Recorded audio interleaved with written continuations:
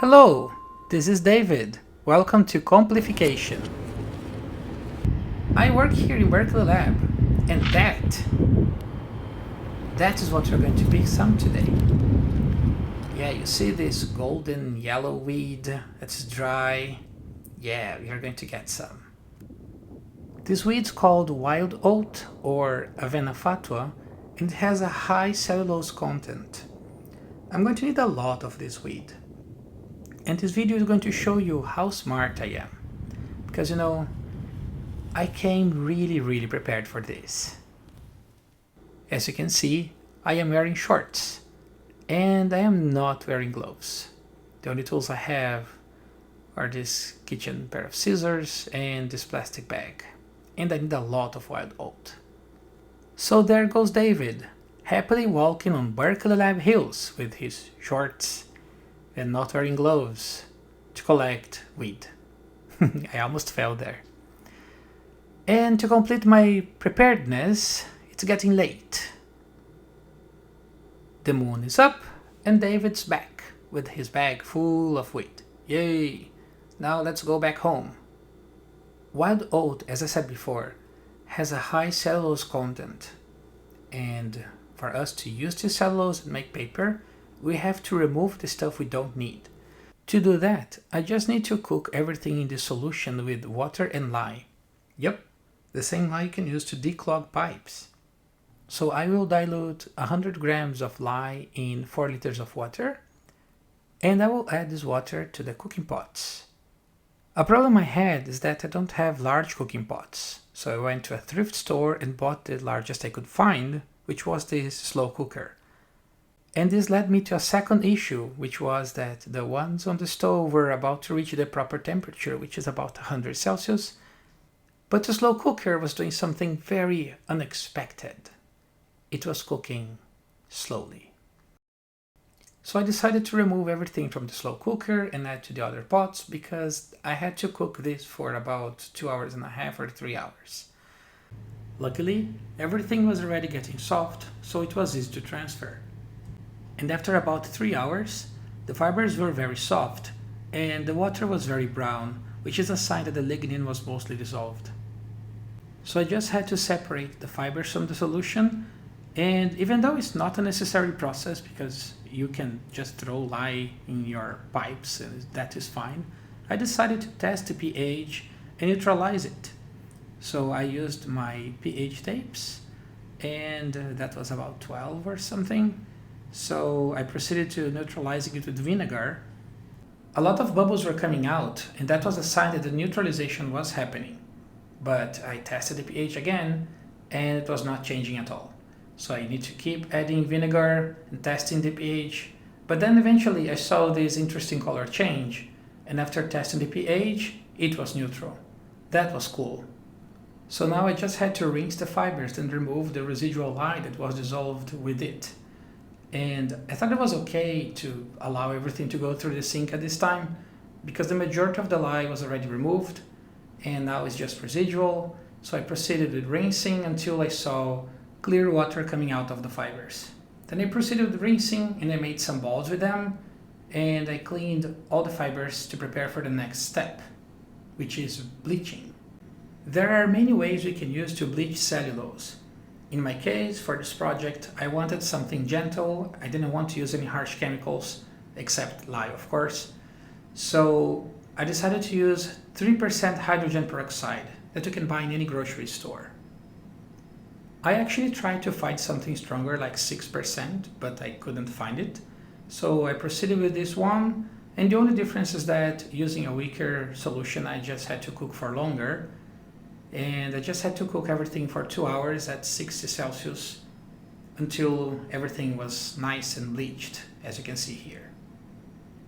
And then again, of course, I had to rinse the fibers and remove this chemical as well. So I proceed with squeezing and rinsing, and I wanted also to take the fibers and test the pH to be sure I could work without gloves in preparation for the next step. The water in the pulp was still alkaline with a pH about 10, but I decided to proceed anyways because this next step involves a lot of water. I need to blend everything. However, I found these impurities and I had to remove them one by one. 3 days later.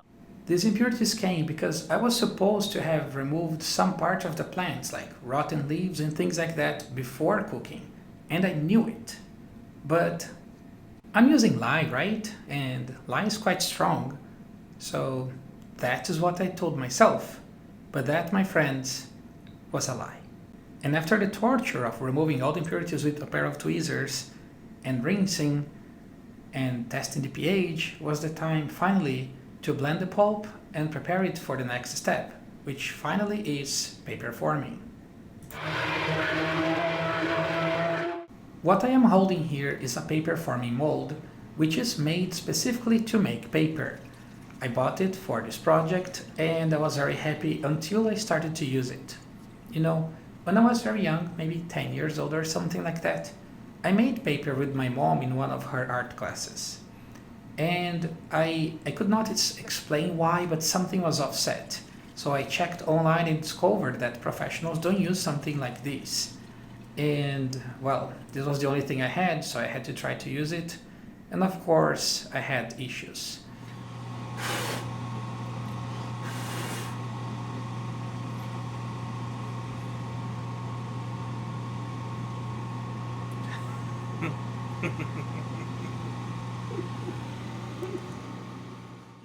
After thinking a bit, I decided to use the other side of the mold because that would hold less pulp and water.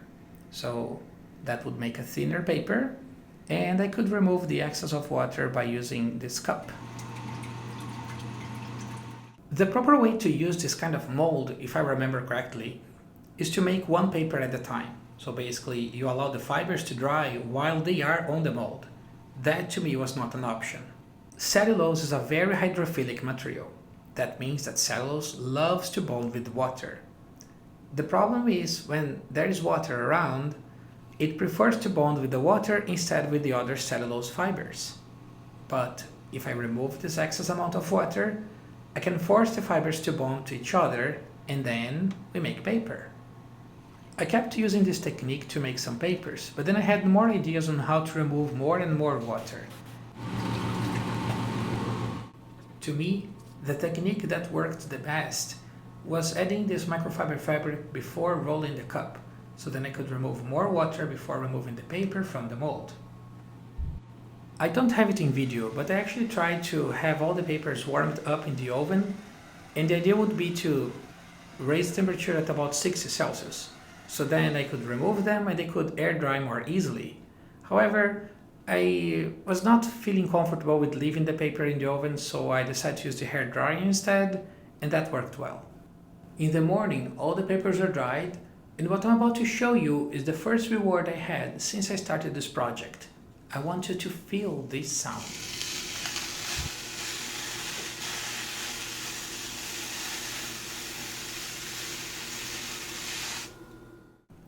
With the excess amount of cellulose that was in the water, I took everything out and made this thick board I can use in the future to make more paper if I ever want to.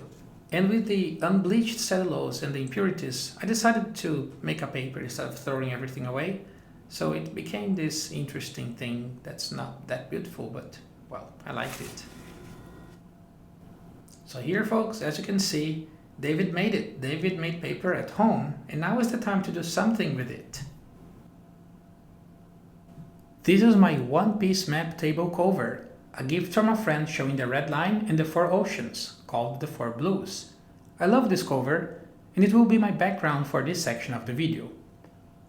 This is the transparency of the first page of the cyclotron patent, which granted Ernest Lawrence a Nobel Prize in Physics in 1939. You can find it using this number on a patent database, such as Google Patents. To print this on my paper, I'm going to use an old technique created in 1842, and that was the dominant reprographic technique until the 1940s, so this will actually be historically accurate. This is an architectural drawing, commonly known as a blueprint. The reason why we call blueprints blueprints is because in the past they used the cyanotype technique to make architectural drawings like this, and they were blue. So my idea is to make a blueprint of the patent, literally. I will use the cyanotype process to print this image on my papers. You might ask me, but David, why don't you simply print on them with a printer, like a normal person? Well, did you pay attention to the name of this channel? I have a limited amount of paper, so I had to test my abilities with the process.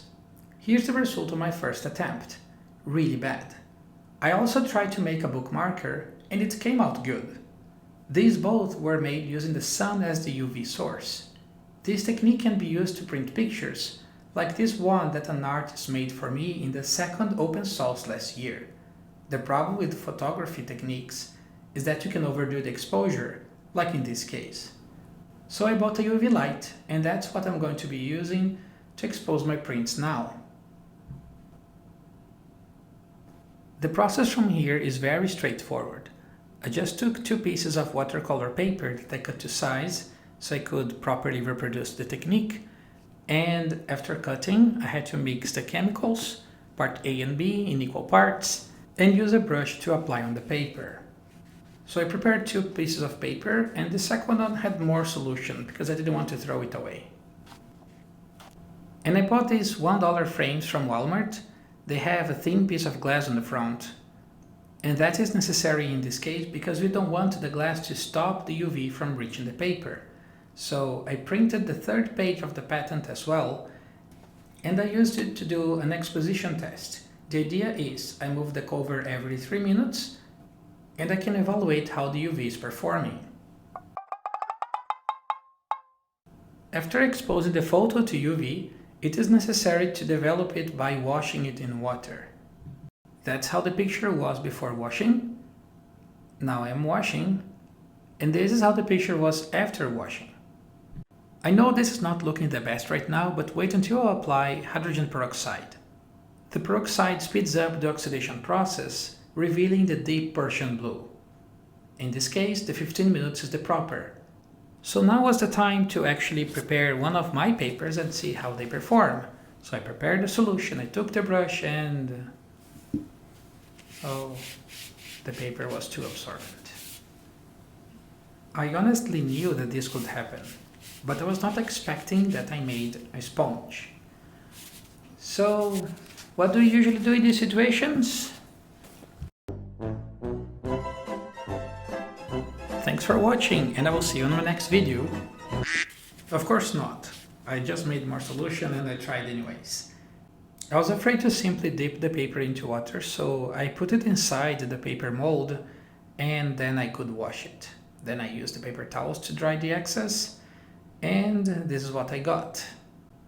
Look, I admit that my paper does not have the best texture and it's absorbing too much. But still, the technique is so good that the majority of the details were preserved really well. So I can make my paper better if I make it less absorbent. To achieve that, I just need a solution of dissolved white glue or PVA glue. So I used the ratio 1 to 10 and mixed 60 ml of glue in 600 ml of water. I applied the solution with a sponge brush and allowed the papers to air dry. This technique does not alter the paper too much. It's still a sponge, but some of the holes were filled and now less water can come in. The paper was not waterproofed, just made more resistant. And after the paper was dry, it was the time of the great test.